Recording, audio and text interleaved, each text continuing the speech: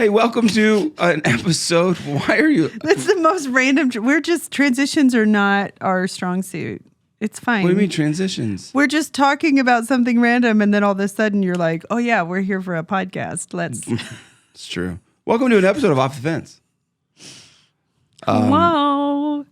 Now I know how to make you laugh. Just welcome to an episode of Off the Fence. That's not the funny part. It's just, it humors me.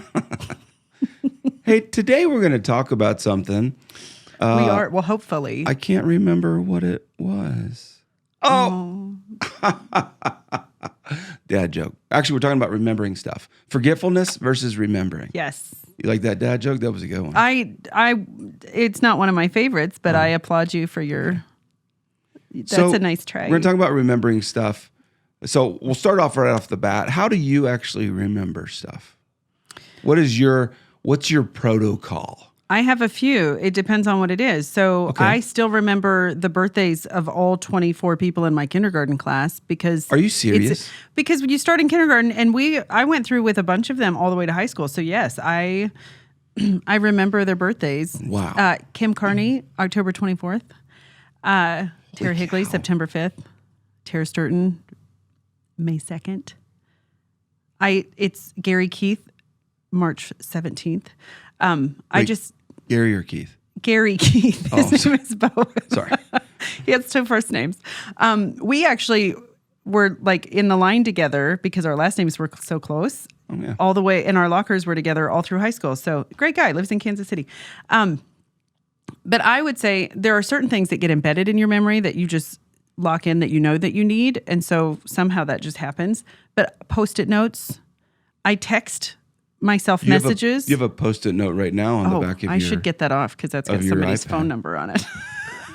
Thank you. Good call. That's got somebody's phone number on it, so that's probably not a wise choice to have on my Post-it. I would say Post-it notes, and I text myself messages all the time because if I have it in a reminder app, I'll actually forget to check the reminder. So you text like you have like literally in the middle of the night.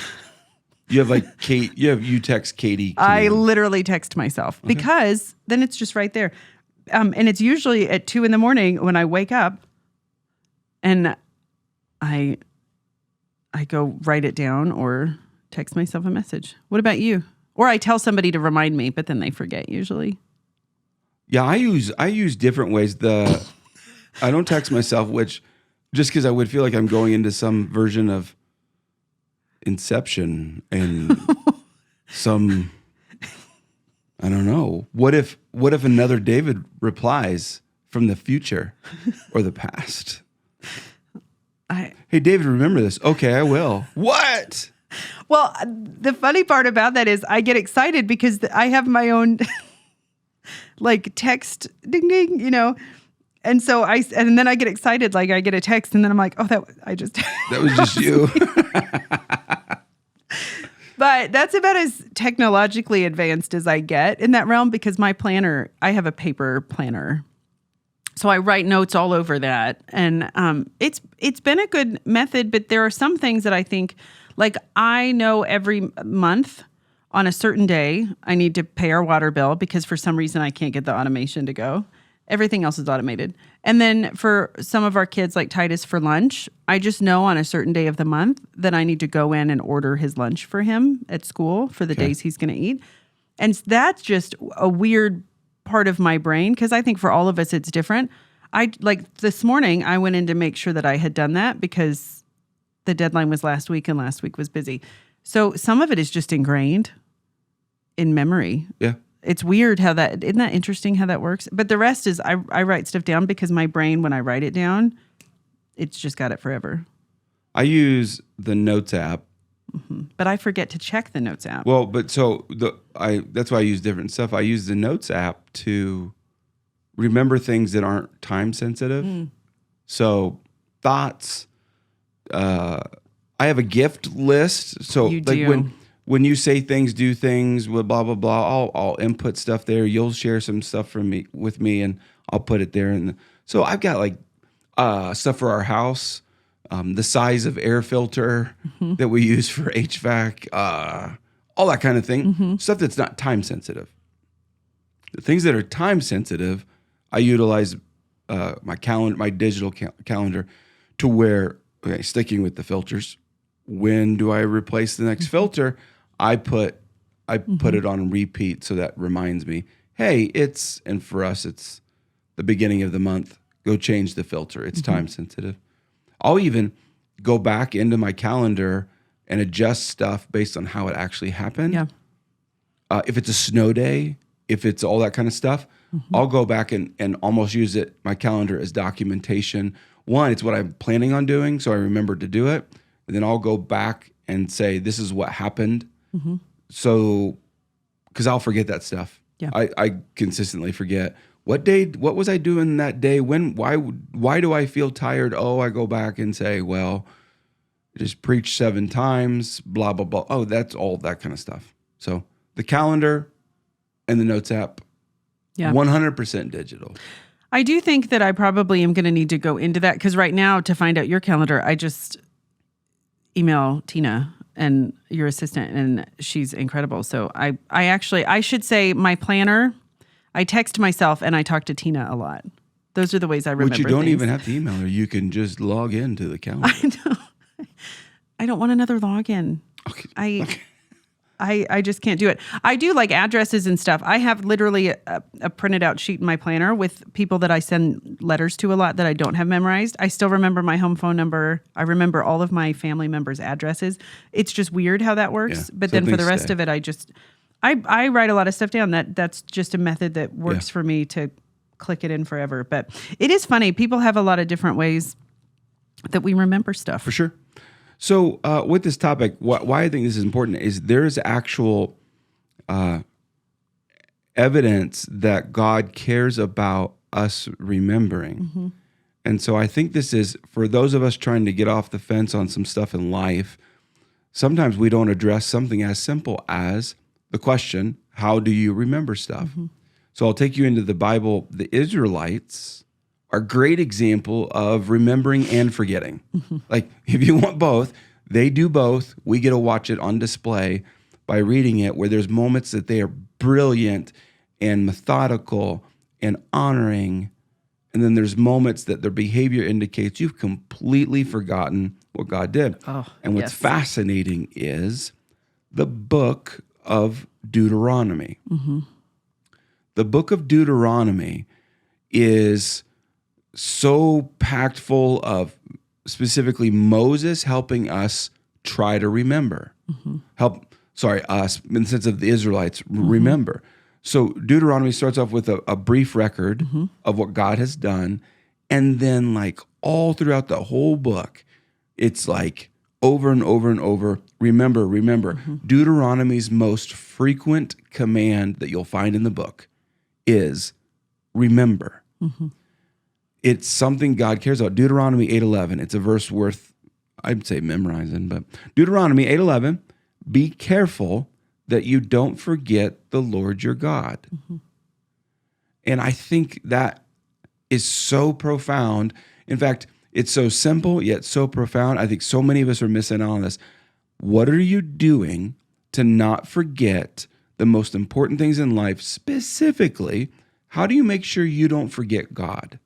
And in the context of what was happening there was a lot that had played out that you would think they would never forget God because of being freed from slavery and walking out all of these promises. And literally within, I don't know what the time frame was, but very soon after, already forgetting and already getting distracted and already losing faith and hope in a lot of ways. Before they get to the Red Sea, when they get to the Red Sea and recognize that the Egyptians are chasing after them, the Red Sea is the Red Sea. So, hey, they haven't taken swim class as slaves in Egypt. So there's this, all of a sudden they're mad, going, this is horrible. Maybe we should just go back to Egypt. Like, have you already forgotten what it was like to get whipped and like he freed you and to build someone else's kingdom? You've already forgotten that, and they did. But over and over again through that process, they forget. Which I think, though, again, it's just the power and the goodness of the Lord. Because as we read that, we remember that is also us, and so that's what I love about coming back to. It's not that far. Deuteronomy is not that far removed from that. But the theme of it is remember, remember, remember. That's you and I too. Yeah. And so that's why I think it's worth all of us. We're listening to this and watching or whatever, however you do this, where you and I just begin to be a bit introspective. And it's not that you go super far with this, but you're like, wait a minute, how proactive am I about remembering the things that God walked me through to where, you and I are sharing. So I make sure I don't miss an appointment. How do I do that? I have an assistant, but I even put stuff in. I put it into a calendar that even says, when would you like reminded of this? 5 minutes, 10 minutes, 15 minutes, a day. When do you? It's color coded, all that kind of stuff, and which is just a diligent effort that doesn't require a bunch of daily like, oh, this is so hard keeping this calendar. No, it's not. It's easy, but it's because I don't want to have someone show up somewhere that we had planned, and you're not. And they're like, "Where's David?" I did that. I've done that before. Have you ever done that before? Not shown up. Rarely do I not show up. I actually over show up. So I'll write it because I write it. I'm immovable in that. I'm just going to have a paper planner until I meet Jesus. But there are times where I write it and then something happens and we switch it. But then I have it in two places. Every time, though, I will say that I do show up and I'm looking around and I'm waiting and I have an experience that makes it worth the mistake because somebody else will come and I'll end up having an amazing conversation. But I have done it before and I don't want to ever do it again because I feel so sad just somebody sitting there waiting for me and I'm not there. I've had multiple lunches by myself because the individual didn't show up, which was fine actually. But I can remember where I had an appointment with a friend named Ron, and something changed that required a phone call where Ron's like, hey, can we reschedule? Can I move it? We're going to move it. And I think we moved it to a Friday. Fridays are typically the days that I take off. Mm-hmm. I said, sure, no problem. And in my mind, I think I was in the car and yeah, let's do that. Well, then that Friday came. It's my day off. I'm at home hanging out. It's a great day. Mm-hmm. And then I get a text from Ron going, hey, are we having lunch? And that's when I was like, oh no. Yeah. My heart sunk. But I think it's a good example of how bad we feel if we don't show up, or if you don't feel bad when you don't show up, start feeling bad. Because I think being forgotten, even if it's not a malicious intent, but that's a lonely feeling. Yeah, it is. To be forgotten or to be, even if you love it because you end up, having some time to yourself or whatever if somebody forgets, but that can also be a really hollow feeling. Sure. It's a bit of someone forgot to meet with me. Mm-hmm. And so I think, what if we took those kinds of emotions and like how we would not stand someone up? Mm-hmm. What if we applied that to God and said, God, I don't want to ever forget what you've done in my life, what you've carried me through, the experiences, mundane ones or tragic ones or amazing ones, all that. Mm-hmm. Communion is one of those things that Jesus put into place to help us remember. I'm going to read this in case someone hasn't read this to you lately, but 1 Corinthians 11, 23 through 26. For I pass on to you what I received from the Lord himself. On the night when he was betrayed, the Lord Jesus took some bread and gave thanks to God for it. Then he broke it into pieces and said, this is my body, which is given for you. Do this in remembrance of me. Like, perhaps just reflect on this a bit. This is Jesus saying, I want you to remember me. And I'm actually giving you, it's more than this, but an object lesson, something that will remind you of me and what I'm going to do. In the same way, he took the cup of wine after supper saying, this cup is the new covenant between God and his people, an agreement confirmed with my blood. Do this in remembrance of me as often as you drink it. For every time you eat this bread and drink this cup, you are announcing the Lord's death until he comes again. So this remembering moment, what is it doing? He even said, you are announcing the Lord's death. You're speaking something almost back into play by remembering.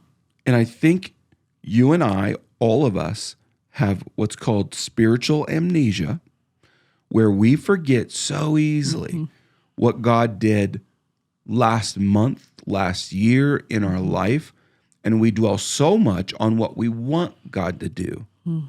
So the spiritual discipline of remembering is crucial. You introduced something to us as a whole family, this jar that you made fun of at first. I'm so proud of you for coming back. It's a mason jar. It looks like it looks a little hokey. Biggest mason jar I've ever seen. Like we're gonna have a lot of sweet tea. So we put memories in there, and it's not even necessarily big memories. No, I got a parking ticket, and it was the first of the year, and I'll get more of them, and so I just put the first one in. Yeah, I've put in. Titus and I went to a concert, and they shot off confetti cannons, and he put the confetti in. But like he wanted to do that. I love it. So, but it's such a wonderful discipline that doesn't require exhausting effort, right? And is so fun when we open it up at the end of the year, beginning of the new year. Yeah.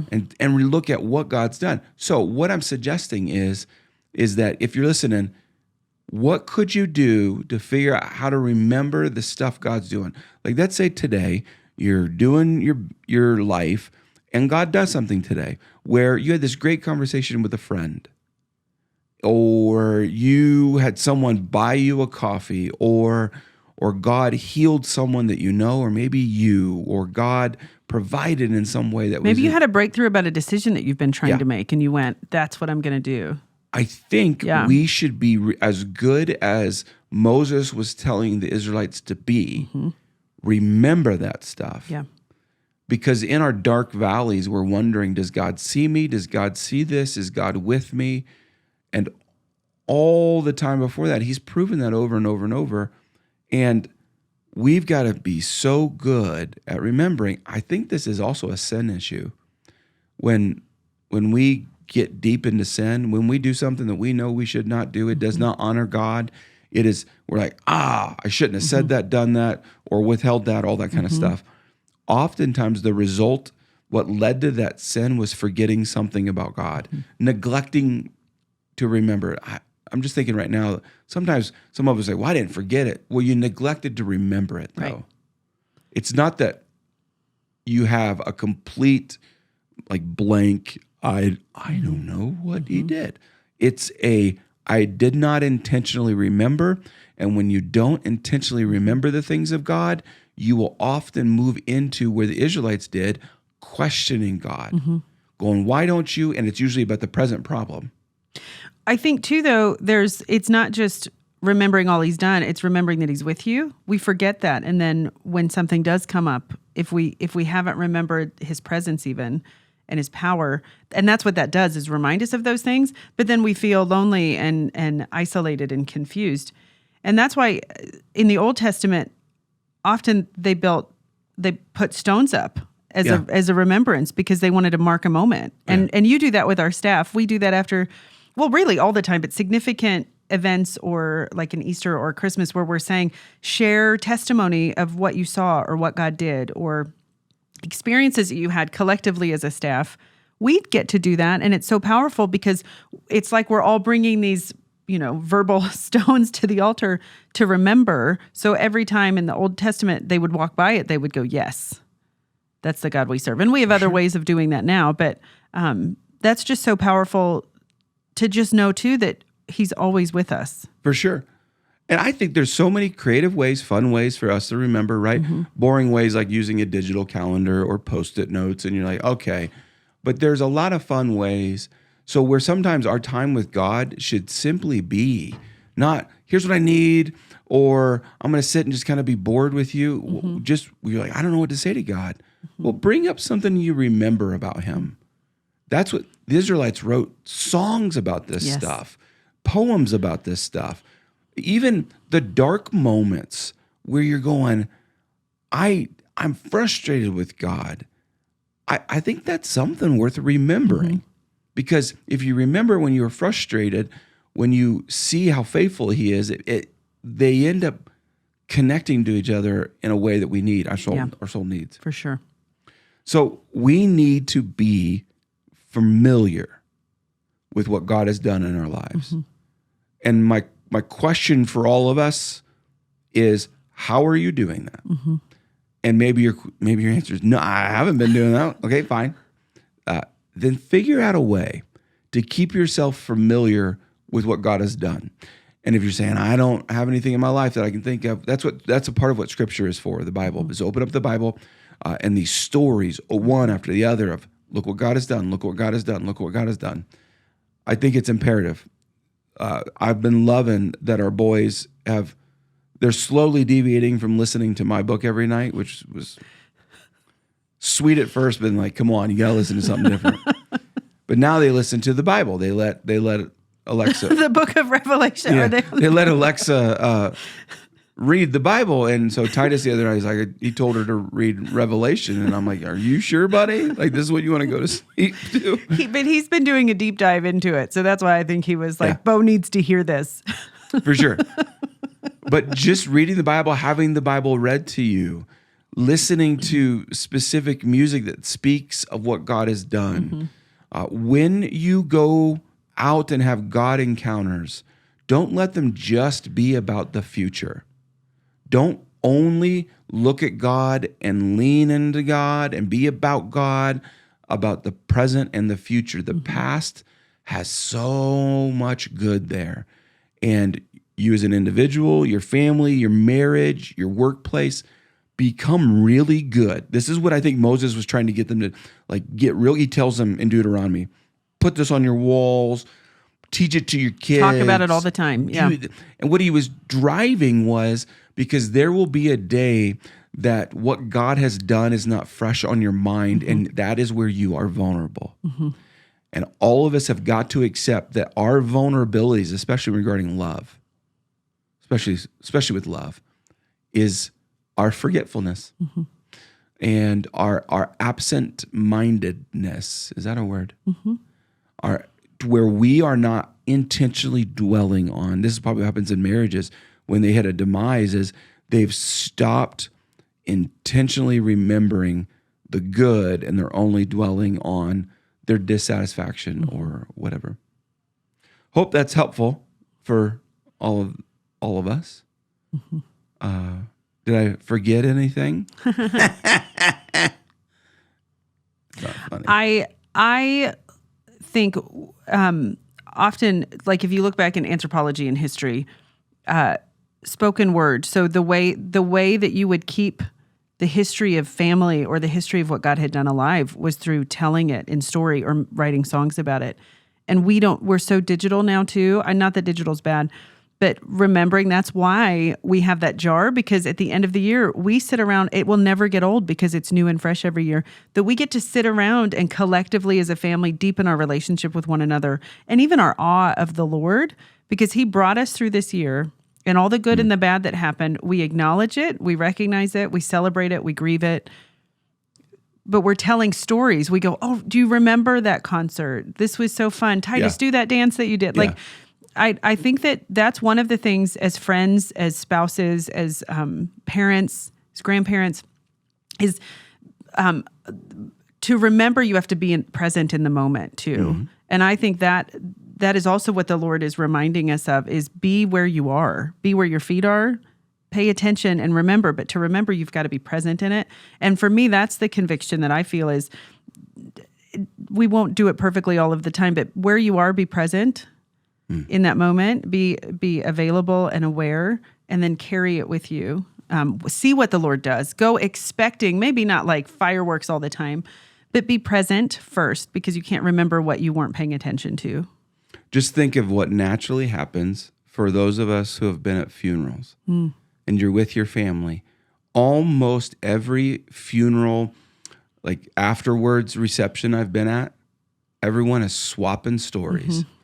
Think about what that means. In our pain, mm-hmm. in our grief, how do we begin to walk out of that? It's not forgetting the past, it's actually remembering it. Mm-hmm. And so this is a powerful tool to bring into your own personal life, to bring into your family, to bring into your workplace.